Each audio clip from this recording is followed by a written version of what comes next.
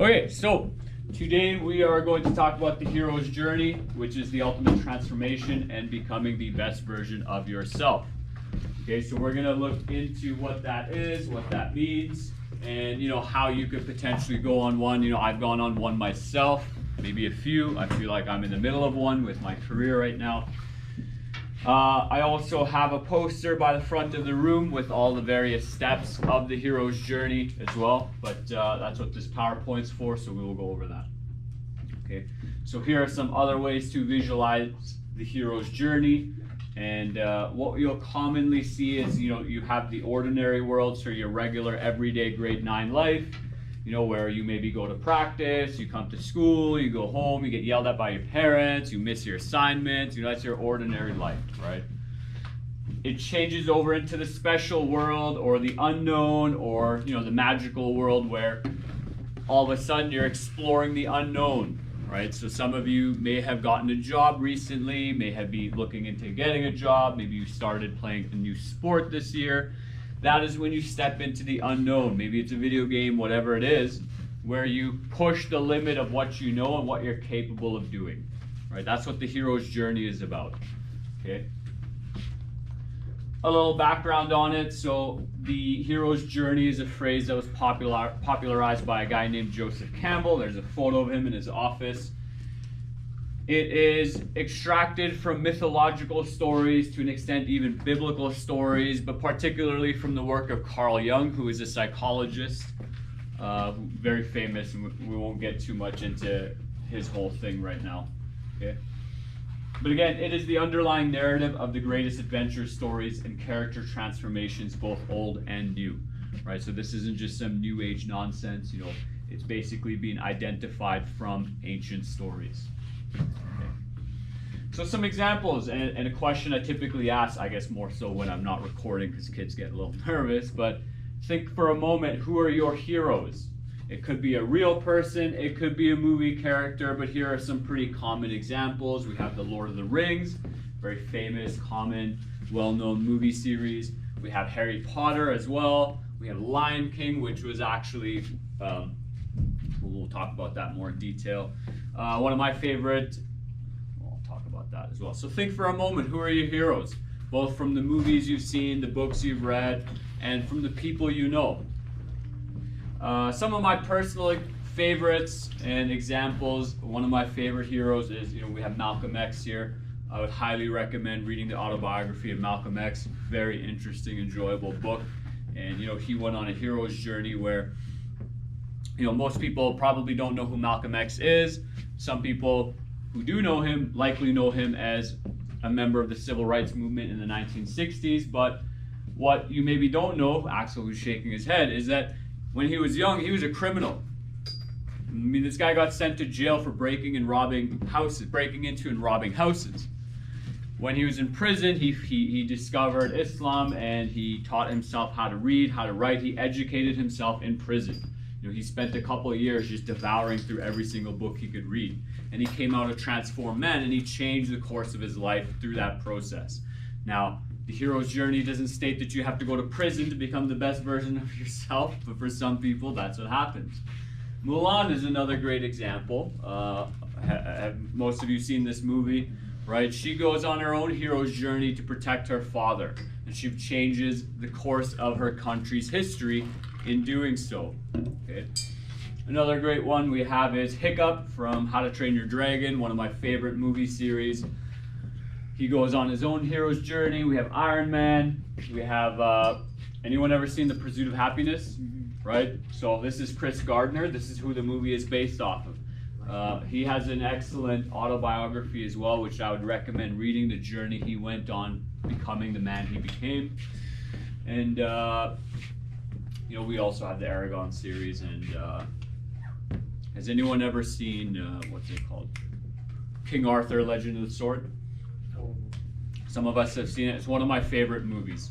Excellent movie, but another character that goes on an incredible journey of transformation and becoming the best version of himself.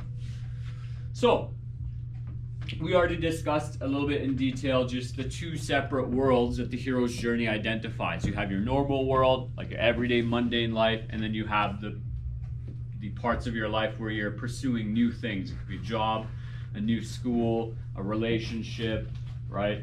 Whatever, some sort of adventure you go on, maybe going down to help a family member, right? You go on an adventure and you learn something new about yourself. Okay.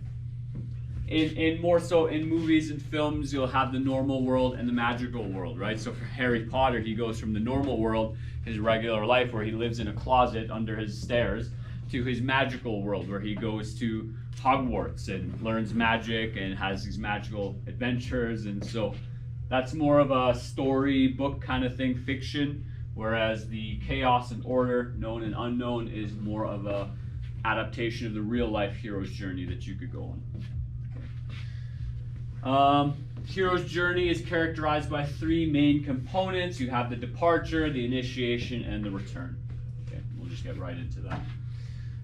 The departure, which is more so from Joseph Campbell's way of looking at the hero's journey. You have a couple of steps here: the call to adventure, refusal of the call, supernatural aid, crossing the threshold, and belly of the whale. Okay, so let's go into that.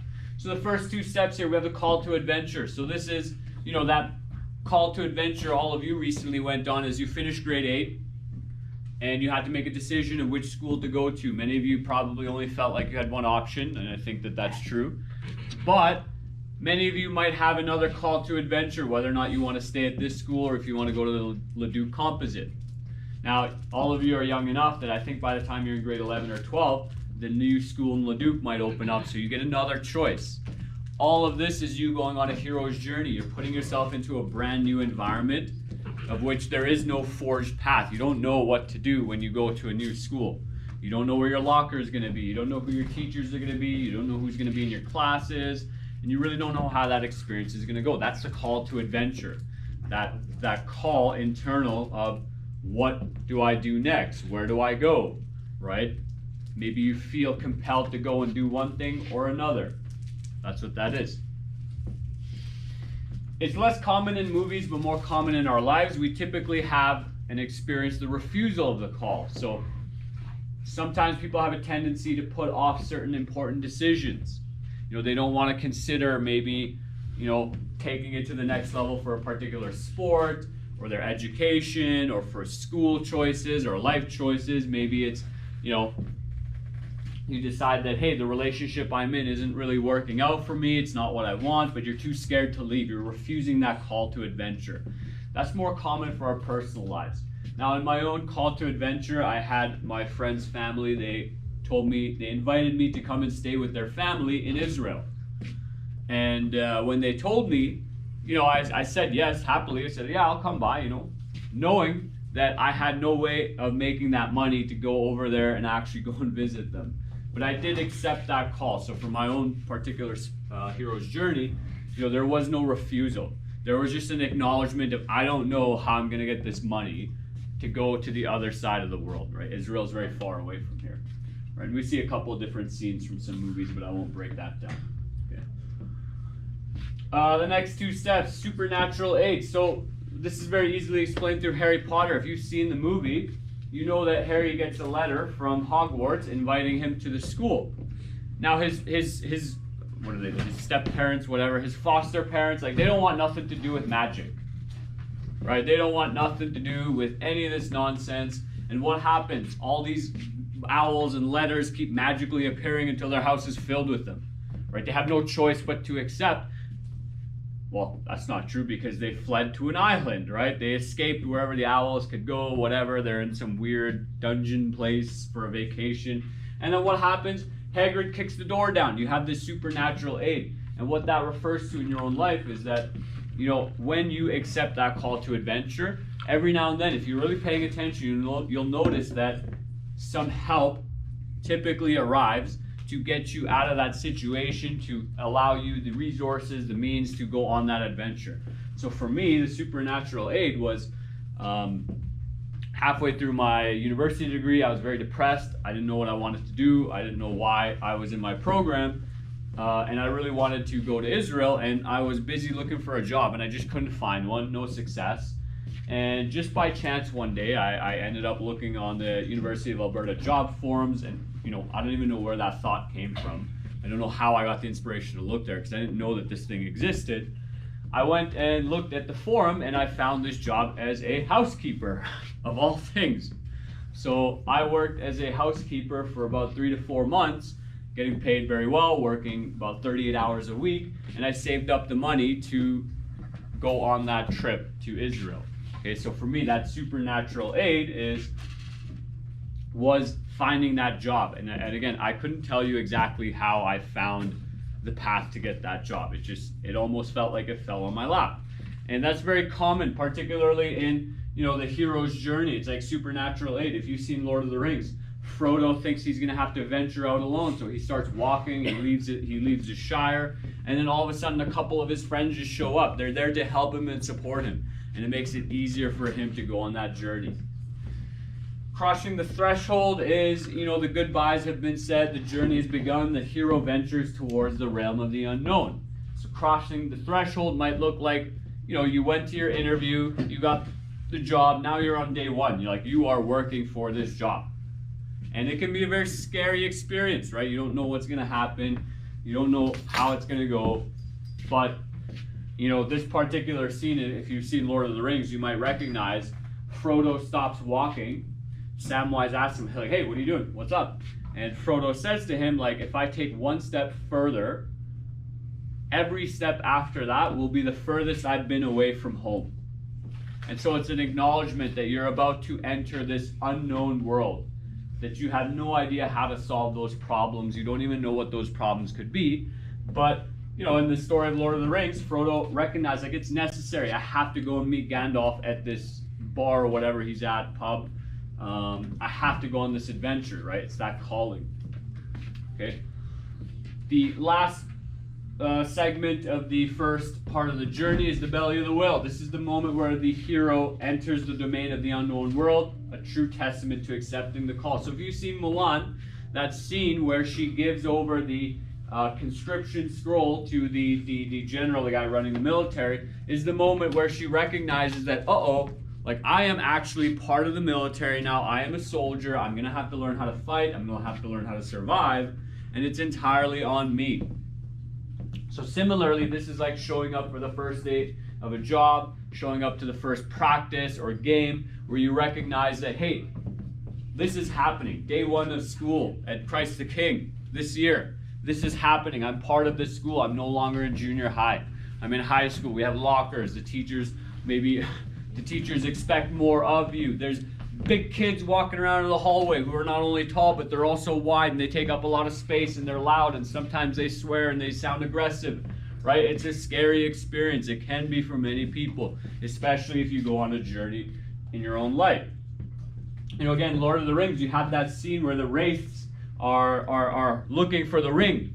And so all the little, what are these guys called? Hobbits. All the little hobbits they're dead scared. They're like, oh my God, what is this weird demonic creature? Like, is it looking for us? We better get off the road. They have to hide under some tree roots. Which, the symbolism of that is very interesting, but this is not a symbolism discussion.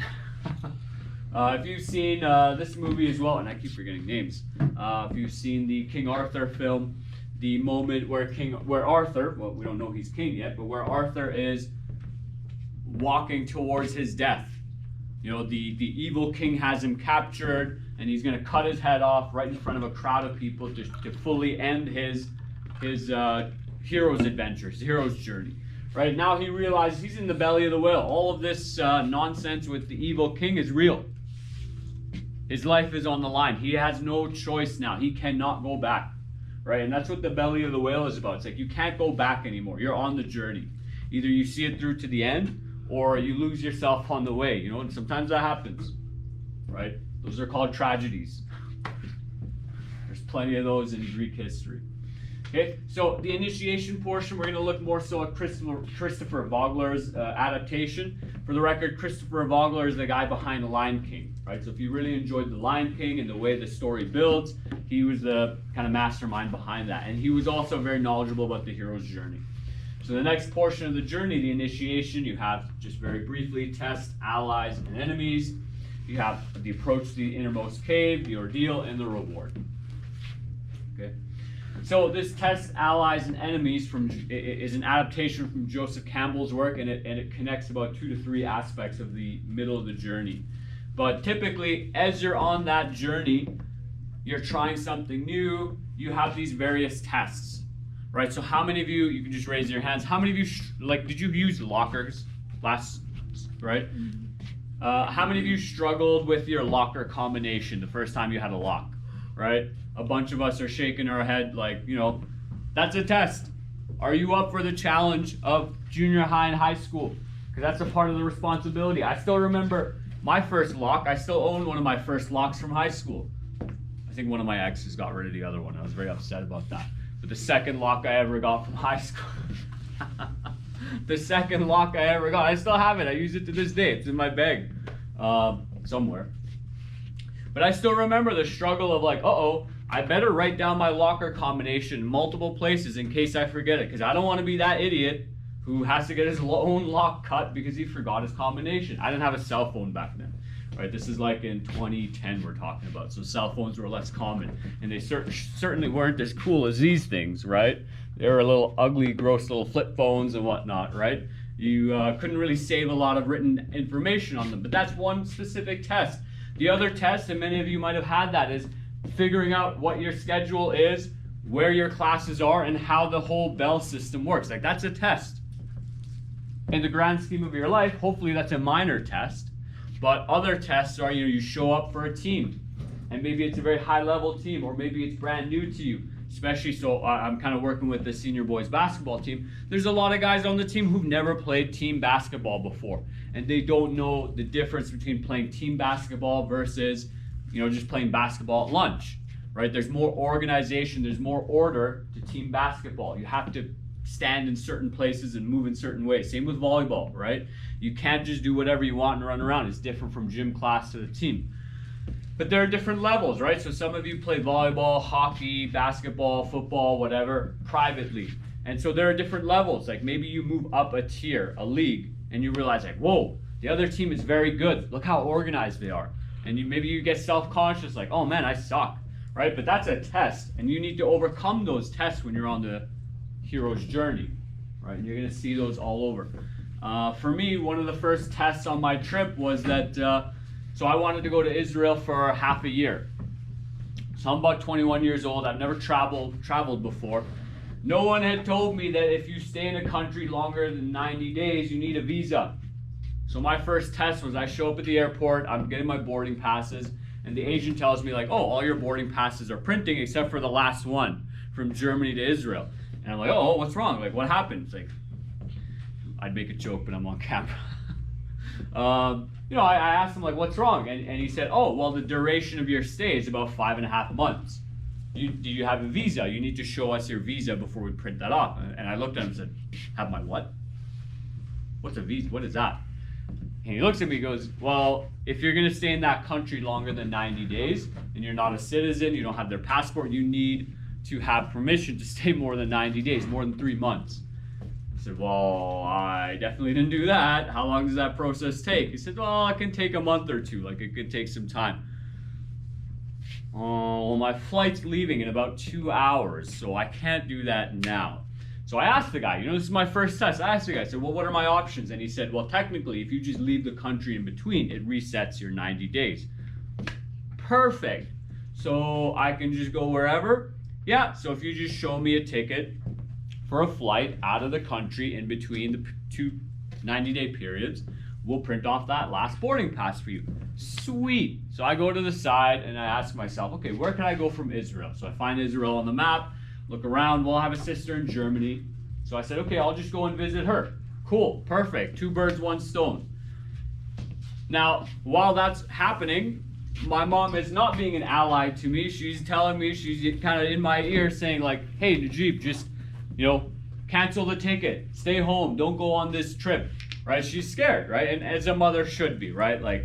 She's worried for my safety, for my health. She doesn't really know what's going on because, at that time in my life, I wasn't really communicating with my parents, right? Why would you do that? But I knew, hey, listen, I've already crossed the threshold. I'm in the belly of the whale. I'm at the airport. I can't text my friend later today and be hey, I was too much of a coward to book this ticket. So I went to the airport, I got told no, and I just went home. I'd also spent like $1,300 on a ticket, so I was like, there's no way, there's no way I'm not going. But you're gonna have these tests, you're gonna have enemies. Sometimes those enemies are the people who are close to you. You don't always remain an enemy, but sometimes your parents might want something else for you. Sometimes your mother or your father might want to protect you, right? Or they think they're protecting you, right? That's a whole other presentation. And so you're gonna have these tests, you're gonna have allies, you're gonna have enemies, right? And so we see a variety of scenes here. If you've seen Lion King again, so when Simba gets exiled, in the desert he meets Timon and Pumbaa, these two allies who help him to grow. And I mean literally, right? Because he grows up in safety, right? But they limit his actual growth as a person, right? Because Timon and Pumbaa are very comfortable just eating bugs and singing Hakuna Matata, right? But eating bugs and singing Hakuna Matata is no life for a prince who wants to be a king, for someone to avenge his father and take back what's his, right? So allies and enemies can sometimes be interchangeable depending on what they want for you, right? And in your own life, when you go on your own adventure, you gotta be very mindful of who's on your side, who isn't, who's on your side sometimes and who's on your side other times. And you gotta be paying attention to that, but recognize that when you do go on an adventure, on a hero's journey, you're gonna have many tests. These tests help you to become a better person. You're going to meet many allies, you're going to meet many enemies, and sometimes you won't know who's who. Life is complicated. Next up, we have the approach to the innermost cave. So this is moving towards the center of what they set out for. And in real life, I'll be honest, kids, it's hard to really know what you set out for. So I thought I was going to Israel to meet my friend, but many other different things happened. Like it ended up being a very spiritual journey. You know, I'm a religious person. I believe in God. So on that trip, on that journey, I had to really question my belief in God and my relationship with God. Additionally, I didn't have a very good relationship with my parents, with my family, or with myself. And so all of that manifested itself to the surface, and I had to deal with that then. And so when I left for Israel, I didn't know that that was going to happen.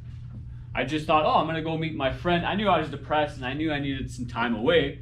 Like I definitely was running away from my problems, but I didn't realize what the actual problems were.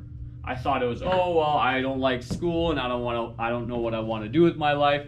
Little did I know that there were deeply rooted problems with myself, the foundation of who I am. Right, and that's what the innermost cave is, right? So if you recall from Lion King, you know, after Nala shows up to the Hakuna Matata land, that's what I like to call the place, she encourages him to go and take back the kingdom from his uncle. Scar is running this place into the ground. Everything is dead. It's dying. Simba, you need to come back and save your kingdom. You're the king. You're the rightful king. So Simba has to go on this reflective journey. He has to figure out what the real problem is, right? And that's what that discussion with Rafiki is. That's what that visual, that vision he has of his father helps him to do, to figure out the core of his problem. So one, I'm forgetting kind of the conversation he has with Rafiki, but particularly for Simba, he has this moment where he has this vision, he has this, you know, meeting with his father, and his father tells him to remember who you are. You know, and this is very similar to, if you've seen Black Panther, and I don't know if they do this in the second one, but every time they eat the fruit, they have this spiritual vision. So T'Challa, his first vision is where he talks to his father, and he says to his dad, he's like, Dad, I don't know if I'm ready. And his dad says to him, he's like, listen, what are you saying? Are you saying that I failed you as a father? That I didn't prepare you for the moment of my death? Son, you can do this. Okay, then you know, T'Challa has his own problems he's got to solve, and he's got to deal with the problems of his father, his uncle, the problems left behind for him that are now coming to life. And so his second spiritual vision is where he criticizes his dad. He says, you had no right to do what you did, and now I'm dealing with that. And so he has to have that understanding of what the real core problem is, and that same thing plays out in The Lion King. For those of you who have seen, if you've seen King Arthur, you know, he has to deal with the trauma that came from watching both his parents get killed. Spoiler alert. Okay, but additionally, you know, he goes through this, you know, they send him down to this like kind of spiritual vision place where he has to deal with his own internal issues and face that problem head on directly. You know, this is something I've been learning a lot about in the last 2 to 4 months. When you have a problem in life, you have to look at it with both eyes open. Right? So people have fears and traumas, right? So like, just out of curiosity, you can just raise your hand. How many of you are afraid of snakes? I'm like deathly afraid of snakes and spiders, right? These things gross me out, right? So that response there is correct. That, right? The disgust response. Now, some people are so afraid of snakes and spiders, and you know, other things as well. They're what do they call them? Not paranoias. Whatever, I can't think of the word. But some people have these fears that are so strong that they can't even look at the problem, right? So for some people, they need to, you know, some people are so scared of snakes that you can't even show them a picture of a snake. And so this is a part of cognitive behavioral therapy. This is a bit of dealing with your problem. It's that you have to be able to look at what scares you with both eyes open to figure out how to solve that problem. You have to actually examine the things that bother you, that make you scared, that make you uncomfortable, so that you can overcome them. Okay, Adley had a question. Did I wait too long? Did you have a comment?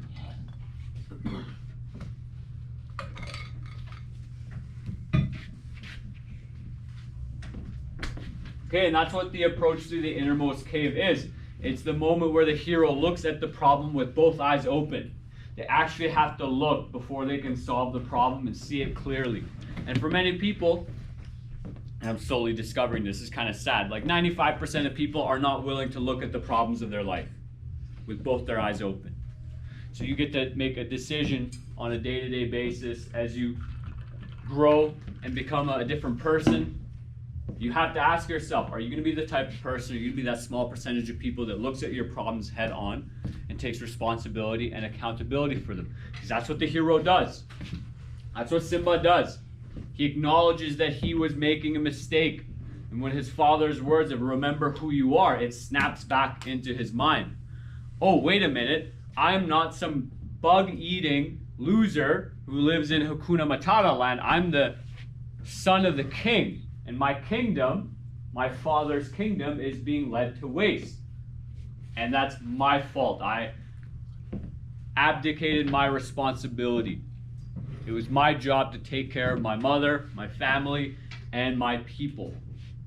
And he didn't do that. He ignored it. And so, you know, at that moment, you get another decision to make, whether or not you want to go and fix that problem or to continue ignoring it. And quite frankly, kids, a lot of people choose to continue ignoring it.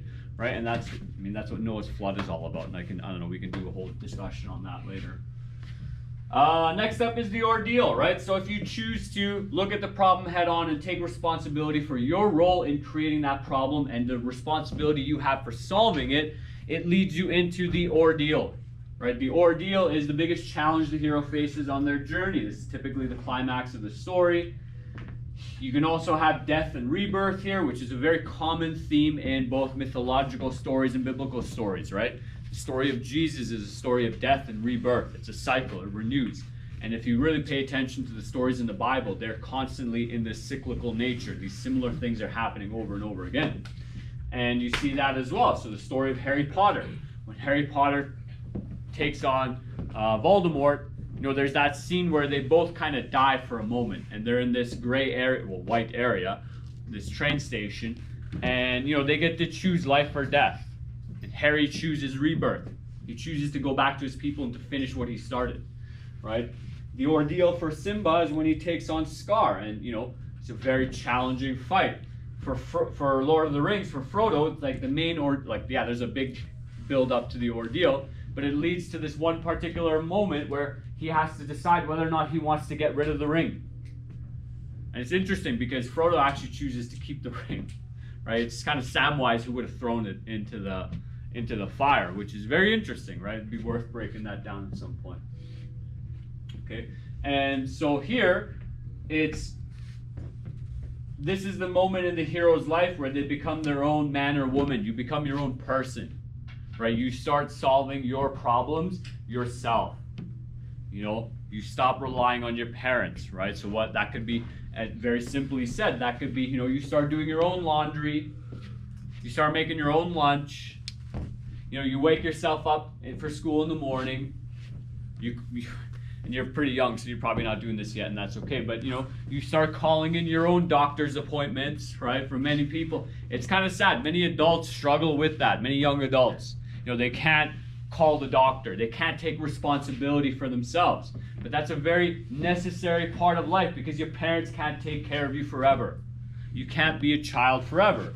Neither can I, right? I had to make that decision for myself. And so quite frankly, it's very strange for me sometimes when I hang out with people my age, because I look at them and I see like, hey, they're not really taking responsibility or accountability for their life. And what am I doing with my life? Well, I'm responsible for 100 kids throughout a day. And I do that in my own way. And you can think whatever you want about that way, but at the end of the day, I'm responsible for all of you, and I take on that responsibility, which means that simultaneously I have to go through this ordeal with myself on a day-to-day basis. I have to be my own man. I have to take care of my own responsibilities, and that's a very necessary step it's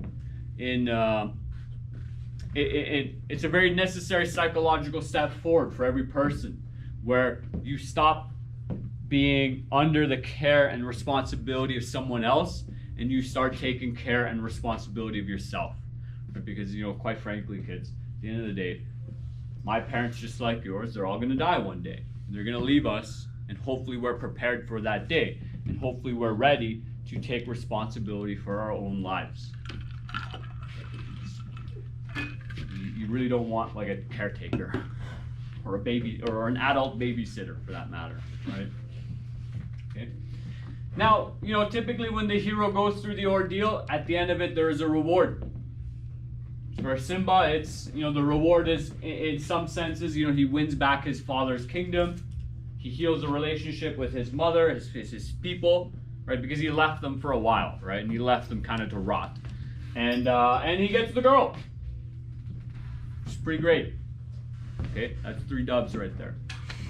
Okay, for Lord of the Rings, it's the reward is that everything doesn't turn into hell from Sauron. That he doesn't rise again and just start war all over the world or country, whatever their world is, right? That's the reward. The other reward is, and I should have a photo of this, is that all of the people in their world, and Aragorn says this to them. He says, "My friends, you bow to no one." Like, they are now the highest ideal in their world because of what they did, the journey they went on to get rid of the ring and to defeat this ultimate evil. And, in your life, if you're the person who chooses to take responsibility and to solve problems, you will slowly rise to the top, to that same position that Aragorn says, that you bow to no one. We owe you. You don't have to acknowledge us. We have to acknowledge you for what you've done. You were the person who was most willing to look at the problem with both eyes open and to deal with it as well. And you're going to have haters along the way, and they're not going to do that for you, right? There's going to be people who are jealous because, they said no to their own call to adventure. But you can't focus on that person, right? You can't focus on the negative, because that's like 95% of people. And that's my most cynical view of people, for the record. My more optimistic view of people is that, about 80% of us do go on our own hero's journey, and we do get that self-development. And you get your own level of reward based on how much responsibility you're willing to take on, right? And so there's this weird sentiment online that like, oh, if you show to your boss that you're a hard worker and you get the job done, the reward is a punishment. You get more work. And I don't agree with that. To me, I like to frame it as this way. The better I get at solving problems, the less problems I have. So the better I get at dealing with classroom behavior, sure, they might give me a more difficult class, but I have less problems with that difficult class. And quite frankly, I taught a very difficult group of students last year. And there was a lot of problems, but the benefit, the reward for me taking on that task, that responsibility, that burden, was that now I have a relationship with some of the most difficult students in this school. And it's a very good relationship. if I need them to do something, if I ask them to, you kids saw the other day when, I'm not gonna say his name, but he came into the room and I just shoot him away, right? The fact that he comes here, he has a relationship with me, he's happy to be here, it's great. But he also listens to me. He doesn't listen to all the other teachers in the school. And the fact that he'll actually, every now and then, speak to me in a respectful way. He doesn't do that with a lot of teachers in the school, right? And that's part of looking at the problem, taking the responsibility, and acting on it well. And that's the reward, right? That people will respect you, they'll admire you, they'll acknowledge you. Okay, and that's a reward that's probably and very likely very desirable to the young men in this room. To be acknowledged, to be respected, to be admired, and probably for the women as well, right? Maybe in your own way. I don't know what it's like to be a girl, right? I haven't bothered pretending either, right? Oh, this is what it's like to be a girl? Okay. But the reward is the achievement of the quest, but in your own life, it's becoming the best version of yourself. Okay? And it's it's incumbent upon you to get that. Now, in many stories, there is also the return journey, right? And so again, we're going back to Joseph Campbell's stuff. So there's 6 aspects to this. There's the refusal of the return, the magic flight, rescue from without, the crossing of the return threshold, master of the 2 worlds, freedom to live. Okay, we'll break this down. And this is kind of a little bit more advanced stuff, right? So the thing is that sometimes when you're on an adventure, and when I was traveling, I didn't even tell you guys, what ended up happening after Israel was I thought I'd stay there for 6 months. I only ended up staying there for 2.5 months. What I ended up doing was traveling around the world. So from Israel, I went to Germany, I went to England, I went back to Germany, I went back to England, then I went to Greece, then I went to Japan. And from Japan, I experienced this call to return home. Okay, and literally, my mom called me. She said, "Hey, Najib, so your sister's wedding, we've decided to move it forward. Instead of doing it in the summer, she's going to get married in January. She's going to get married on, what did she say to me? I think it was a Monday. She's like, oh, she's getting married on Saturday." And I laughed. I said, which Saturday? And my mom goes, "Which Saturday do you think?" So she's telling me, yeah, your sister's getting married in like 5-6 days. We won't get into that nonsense, right? So now I have a choice. It's like, okay, so I'm on this adventure, I'm in Japan, I'm with some people who really love me, who are enjoying my company, and I'm enjoying their company, and it's great. These people, I still keep in touch with them today. I look forward to meeting them one day, going down to California where they live, and hanging out with them again. I'm having a really good time. I still have about 2 months to go in Japan, and after Japan, I was gonna go down to Australia. The reason I was going away from Canada is because despite the fact that I'm a social studies teacher, I don't really know my geography that well. So I thought Japan and Australia were flipped. So I thought, oh, I'll go to Japan, then I'll go to Australia, then I'll go home. But no, Japan's up here, Australia's further south. So you're looking at a map as you should, right? I made a mistake. But anyways, I was in Japan. Now, looking back and reflecting on that journey, when I was in Israel, and we don't need to get too much into this, but I actually had a dream about 2 months prior that it was a vision that showed me how I would get home. And in the dream, I recall walking through this snowy, wintry, mountainous area and slowly descending from the top of a mountain back to civilization, back to warmth, and the dream finished where I was in a mall. And the interesting thing was that, hey, both of you, hey, don't take too long. Okay. The interesting thing was that as I went to Japan, I ended up in a very wintry, mountainous place, covered in snow. And then from there, I had to leave. I had to go back to civilization. So I went back to, I stopped by in Tokyo for a bit, and then I went down to Kyoto. And then in Kyoto, I got the call to go home. Now in the dream, the thing was that in this dream, I was busy walking around from the mountains back to civilization, trying to help my sister. And months later, it was a call from my mom saying, hey, you gotta come back home for your sister's wedding.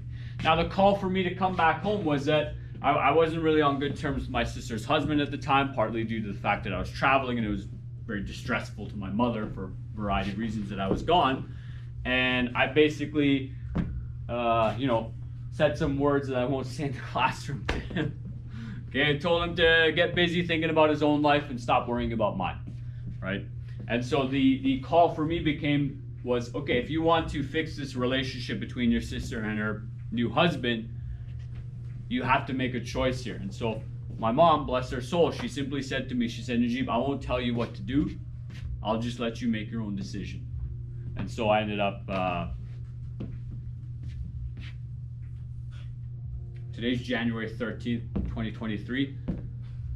I came home 5 years ago this date. That's interesting. January 13th, 2018. That's when I returned home. I had no intention to plan that. That just worked out very well. Okay, so about 5 years ago, on this day, I ended that trip around the world. And that's part of the reason why I got this Japanese word tattooed on my wrist, which is kazoku, which loosely translates to family. I was initially going to get a cherry blossom, but when my trip ended short, and the reason for that was for my family, that's why I changed the inspiration for the tattoo. Eventually I'll get a cherry blossom there, because cherry blossoms are sick. But all of that I say to say that, you know, while I was on my trip around the world, I met many people who were refusing the call to go home. What the quest they had set out, that problem they had set out from their homes to solve, they had solved. But 1, 2, 3 years, I don't think I met anyone who was like 3, 4 years gone from their journey. But, you know, one of my really close friends, she had been traveling for an extra 2 or 3 years, avoiding going home. She had solved the initial problem of leaving her house. You know, her friend basically challenged her. She's like, you know what? Her name was Zoe. She's like, Zoe, I don't think you can do this. I don't think you can go travel on your own. You're too codependent, whatever it was. And she proved her wrong. She said, no, you know what? I'm gonna travel on my own. So she traveled for 6 to 12 months, went to a variety of countries, and really proved to herself. She went on her own hero's journey that she could do this. But then she got lost on the journey. She was in this stage called the refusal of the call, right? The refusal of the return. So for another 2 or 3 years, she continued to travel and work in different areas in the European Union. She had a British passport. Do you need to leave the room? Okay. She had a British passport. And so she was refusing returning home. She was avoiding and ignoring problems in her life. Okay, and this refusal to return home is less common in stories, right? Because movies are very expensive, and you can't spend time talking about how the hero just wants to party it up in this new place and, you know, reap the benefits of the reward. But in your own personal life, you will have that come up, right? You might refuse to go back home, to go back to your responsibilities, to go back to the normal, ordinary world. And that's going to happen, okay? When you do choose to go home, like many of these stories have the magical flight, the magic flight. So, you know, for Harry Potter has a couple of these magical flights. You know, Frodo and Samwise and the you know, all the homies, they throw the ring away, they destroy it, and they think that they're gonna die on this volcano. It's just like, we did our job and this is our reward, death, right? Some reward, right? But the eagles show up out of nowhere and they carry them home, right? They carry them far away from the enemy territory back to home territory. And where do they wake up? With the elves, right? What a nice place to wake up, hey? Like in a beautiful elfin bed. It's soft, it's warm, you know, there's food for you, right? So that's the magical flight. For me, it was, so when I chose to go home and my trip, I didn't tell anyone. So I left Japan on January 12th. They're a day ahead of us. So my like 12 to 18 hour trip kind of reset, and I got home. I landed in Edmonton like midnight, January 13th. And wow, it's kind of crazy because 5 years ago when I got here on January 13th at midnight, it was minus 45. So I was just in Japan where it was plus 5, freezing, because I was just in the desert earlier than that. And I got home, it's like 1 in the morning. I didn't tell anyone I was coming home other than my brother, but I told him to keep it a surprise. And I'm like ringing the bell at 1 a.m., texting my sister like, please, please, for the love of God, somebody open the door because it's freezing out here. I hope somebody's awake, right? But that was my magical flight. The real magic in it is that border security in the United States didn't do anything to me, you know, because they're like, hey, why'd you go to Israel? Like, that could have been a dicey question. In 2017, 2018, ISIS was at its peak. So a guy who was born in Pakistan going to the Middle East, Israel is right by Syria. They neighbor one another. Very suspicious behavior at that time. I didn't know this because I was 21 and I was a little clueless, but that was my magic flight.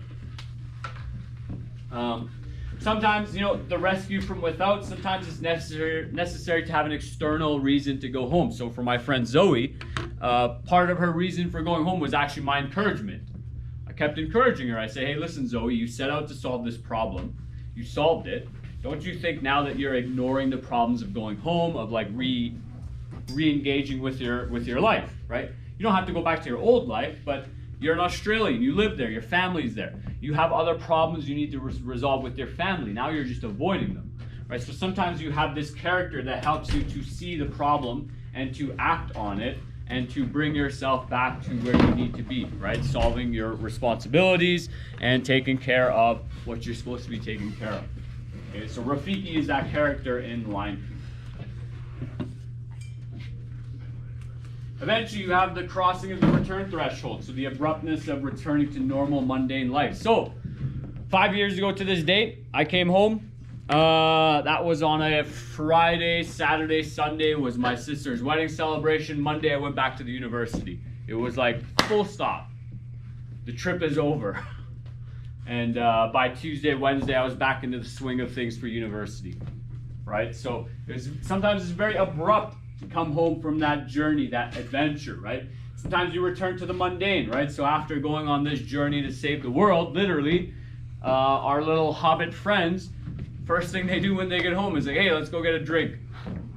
They go to the bar. They just go back to their old mundane life, right? So that might be you try a new team, you try a new school, you try a new sport, you try it out for a bit, and when it ends, that adventure ends, you just go back to your normal life. Like, hey, you're a student, you're whatever, like wherever you are in life, But the important thing is to actually go on that journey, to go on that adventure. That's a necessary step you have to take to learn more about who you are and then bring it back down to what interests you and what you actually want to do and what you like.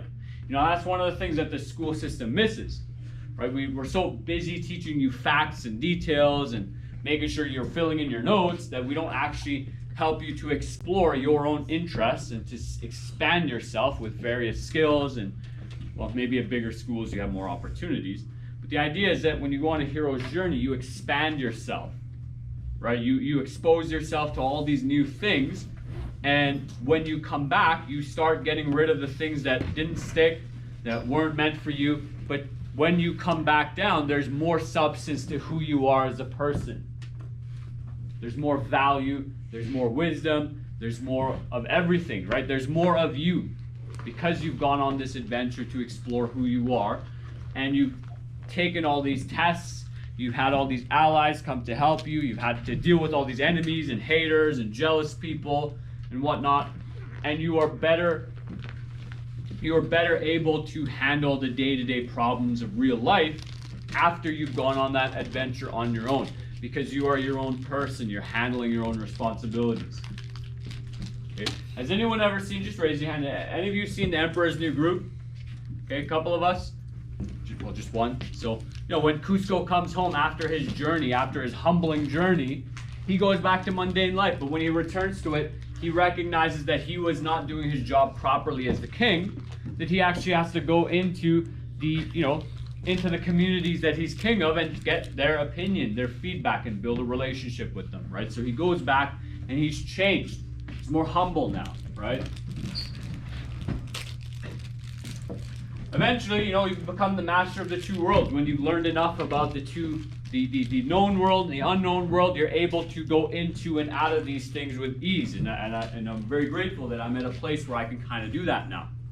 For myself, it's like I can go into the regular mundane of just teaching you notes, going over material, whatever, but I can also step into the chaotic realm of, doing a presentation like this, which, you probably have never had something like this and will probably never have a presentation like this again, unless you're in my class again in the future, right? What, Hannah's rolling her eyes at me. Rolling your eyes at me or just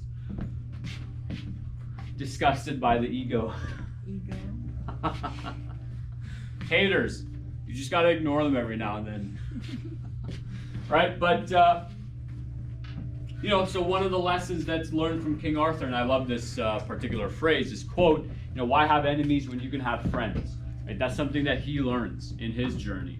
But everybody who goes on a hero's journey learns something new, and they come back a little bit wiser, a little bit more able to solve their problems with a little bit more perspective, right? That's another thing that the school system doesn't give you. It doesn't give you perspective on life. Most of the advice given to students is once you're done school, hey, you know what you should do? More school. Which to like 90% of kids, probably 95 to 99% of students, isn't a very enticing journey. Hey, you just finished 12 years of school, the next hero's journey should be more school. No, because you're just repeating and doing more of the same. It's just at a higher level, there's more intensity, there's more of it. Right? So that's why I advise students, go on a little adventure. Try taking a year off, 2 years off, and try working 20 different jobs. Right? You go through 20 different jobs. It doesn't have to be jobs, it can be volunteering as well.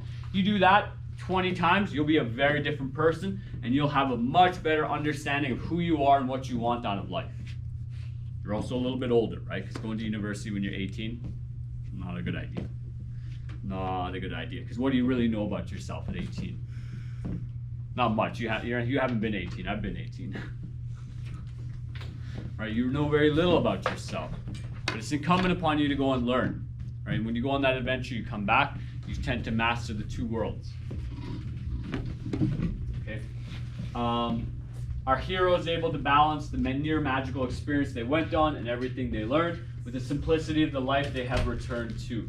Right? So for Harry, he deals with death. He deals with like this ridiculous evil character, and he deals with good. And what does he do? He takes that source of power and he breaks it. He's like, you know what? We don't need this anymore. We don't need this cycle to continue. And I don't need it either, right? Like, who should the master wand go to? Well, the magician who's able to, again, as I said, look at the problem with both eyes open and to take the responsibility to deal with it. Arguably, that could have been Neville as well, but that's Harry Potter lore, which we don't need to go into. Last but not least, going on this hero's journey gives our hero, or gives you, the freedom to live. Are you bored? Okay, we'll do a geography lesson. It gives our hero the freedom to live. It's the acceptance of death. My friend was talking to me about this just recently, just the other day, and he was saying that he didn't realize how scared he was to die, and that his fear of death was limiting him from actually doing the things that he wanted to do in life, to go on that hero's journey, to take that risk. And for many people, that holds them back, right? They don't have the freedom to live, and I would add the caveat, the life that they want, because they're too held on to their various fears. They're not accepting the call to adventure, or they're lost on the journey. But once you go on the journey, like we see these three scenes where our hero just accepts death. It's like, if I live, die, it doesn't matter. What matters is whether or not I do what I'm supposed to be doing. Whether or not I rise up to that challenge, to that call. Right? And that's what happens in these situations. So Frodo is exhausted, He lays there and he waits his fate. He's accepted death. But when he's saved, he can go home and live his life now. Right? He's done what he's supposed to do. He's gone on his adventure, his journey, and he comes back a changed man. Same with all the other hobbits. Same with Harry as well, right? He can go and live a normal life. He doesn't have to carry Voldemort with him everywhere now. He doesn't have to worry about that. Right? And same with King Arthur. Once he deals with his biggest problem and solves it, he has the freedom to live. He's no longer plagued by memories of his past. He's no longer haunted by his traumatic memories. He's able to live in the present moment and to deal with the problems in the present. Right? Most people are stuck in the past. They can't even deal with the problems. So particularly like with my friend, I'm trying to coach him and work through with him that it's very likely that the depression and anxiety he experiences is not from his current situation, but rather a deeper layer. Particularly, he mentioned to me a specific conversation he had with his father, where his father basically denied him his dream. So my friend's father wanted him to go into engineering and academia and do what his father, grandfather, great-grandfather had done. But my friend wanted to be a musician. And so I won't go into the specifics, but my friend was telling me that his father said something to him that devastated him. And I'm trying to coach him through that. Hey, listen, maybe your problem isn't a modern problem right now. Maybe it's something that happened to you 10 years ago. You're stuck living in the past. You can't be up here in the present. right? You don't have that freedom to live. And my friend was acknowledging, like, yeah, like I am scared to die. I'm scared of this. I'm scared of that. And where does it stem from? That particular experience, amongst many other experiences, right? We're not just shaped by one event.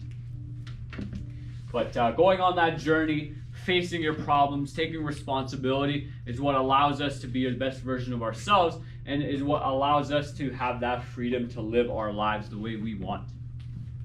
And to recognize that, life's like a video game. You can really play it however you want. It's like a very long, open world, mass, multi-online role-playing game. That's what life is. Yeah, you know all about that. You play these kind of video games, don't you? You play shooter games.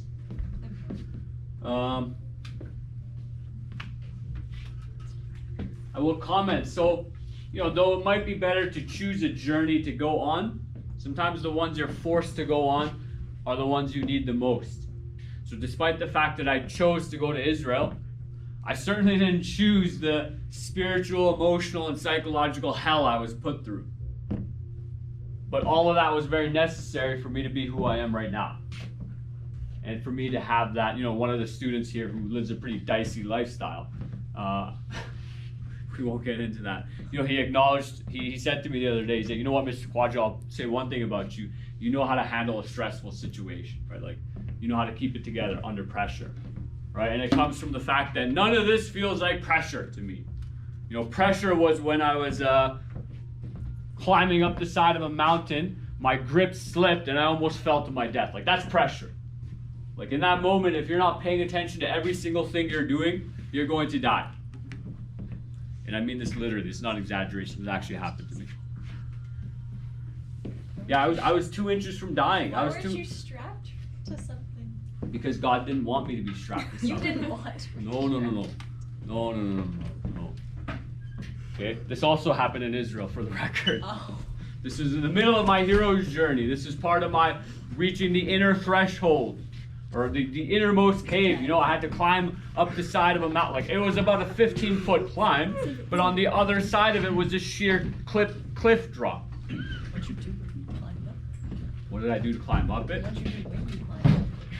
Yeah, like when you went up, what'd you do? Did you like slide? I communed with God. Did you slide down? No. I was breaking and entering into a very sacred religious site. What? Wow. But that's a story for another day, right? But that's what happens sometimes, right? I was forced to go on this journey. I didn't feel like I had a choice. And that's the journey that I needed most to help me become the man I am now. I'll leave you with a couple quotes. One of my favorite ones from Jocko Willink is discipline equals freedom. Having that discipline, taking care of your responsibility, gives you the freedom to be who you want to be and live the life you want to be. If you're disciplined and you finish your assignments on time, you don't have to worry about them later and you get the grades. Like I have 2 students right now who might get kicked off the basketball team because they're failing their grade 10-2 English class. No discipline, no freedom. Okay? One of Joseph Campbell's, the cave you fear to enter holds the treasure you seek. And that's really from Carl Jung. I unfortunately don't remember the Carl Jung quote off the top of my head. But that thing you're most afraid to look at is what's going to help you to grow. That thing that scares you the most, maybe it's actually putting in effort to your schoolwork, putting in effort on a team, or into a relationship, or having a difficult conversation with someone. Those things that scare you, they're the ones that help you grow. It's the treasure you seek, even though you may not know that that's a treasure. And one of my favorite mentors, Jordan Peterson, one of his quotes is, "You're not everything you could be, and you know it." Right? You're maybe operating at 10% capacity right now. What would life be like if you were operating at 50%, 80%, 90%, 100%? I'm not operating anywhere near that. But I'm working on it. Next semester is going to look very different to this semester. I also won't be teaching English, which would be great. So good. Because I'm not an English teacher. No, I don't know. Okay, with that being said, that's it. Thank you.